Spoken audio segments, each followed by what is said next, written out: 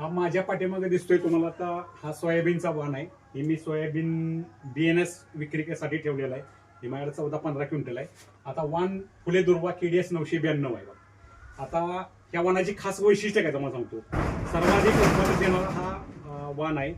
त्या वाणाचं वैशिष्ट्य पाहताले सर्वाधिक उत्पादन देणारा वाण. दुसरी गोष्ट तो 100 ते 105 दिवसात परिपक्व होतो आणि खोडकिडी तांबेरा ह्या रोगाला तो बळी पडत नाही आणि एकरी सर्वसामान्य शेतकरी 16 ते 15 क्विंटल काढतो आणि जर व्यवस्थित व्यवस्थापन केलं तर त्याचं 23 क्विंटल पर्यंत सुद्धा उत्पादन घेतलेले शेतकरी आहेत. आता तुम्हाला मी माझा इथं फोन नंबर वगैरे दिलेला आहे, गाव वगैरे सगळं सांगितलं आहे. आता सोयाबीनचे मी प्युरिटी म्हणजे मॉइश्चर आर्द्रता डिग्री म्हणा तुमच्या भाषेत हे तपासलेलं आहे. त्याची 9-9.5 प्रमाणात डिग्री आहे. आता जर तपासली आपण मागच्या व्हिडिओमध्ये तुम्हाला इंस्टाला सोडलेला व्हिडिओ. त्याच्यानंतर ह्याची उगवण क्षमता कशी बघायची. उगवण क्षमता म्हणजे तुम्हाला 12 तासात उगवण क्षमता बघायची आहे तर तुम्ही 100 बिया घ्या. आदल्या दिवशी थोडंसं पाणी टाका, त्यात ते भिजू द्या आणि सकाळी उठून लगेच बघायचा. त्याला मोड आलेले असतात. ही 12 तासात उगवण क्षमता चेक करायची. त्यात तुम्हाला कमीत कमी 95-90च्या पुढेच उगवण क्षमता झाली पाहिजे. त्याच्यानंतर मी पोत्यात एक तुम्हाला सांगतो, मी पोत्यात एक उगवण क्षमता बघितलेली आहे. इथं पोत्यामध्ये आपण 100 बिया घालू शकता तुम्ही. त्याची सुद्धा प्युरिटी बघता येते आपल्याला.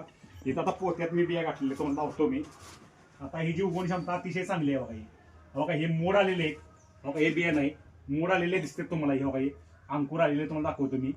हे 12 तासात कळतं आपल्याला आणि हे 24 तासात पण कळतं. बघा हे मोड आलेला कसा हे तर हे फुगलेला आहे. बघा जशी मटकी किंवा पावटा फुगतो तसा हा अंकुर तुम्हाला दिसत आहे. बघा इथं बाकी बारीक हा अंकुर आलेला आहे. हे 12 तासात आपल्याला 24 तासात बघता येतं. आणि चौथी गोष्ट अशी की तुम्ही जर शेतात बिया टाकल्या म्हणजे जमिनी टाकल्या तर तुम्हाला 4थ्या दिवशी त्याची जर्मिनेशन कळतं. जर्मिनेशन हे 80-85-90च्या पुढं पाहिजे कमीत कमी. ते तपासणी केलेली आहे मी त्याची. आणि हा वाण अतिशय चांगला आहे आणि पेरणीसाठी पण योग्य आहे आणि टोकणीसाठी पण योग्य आहे.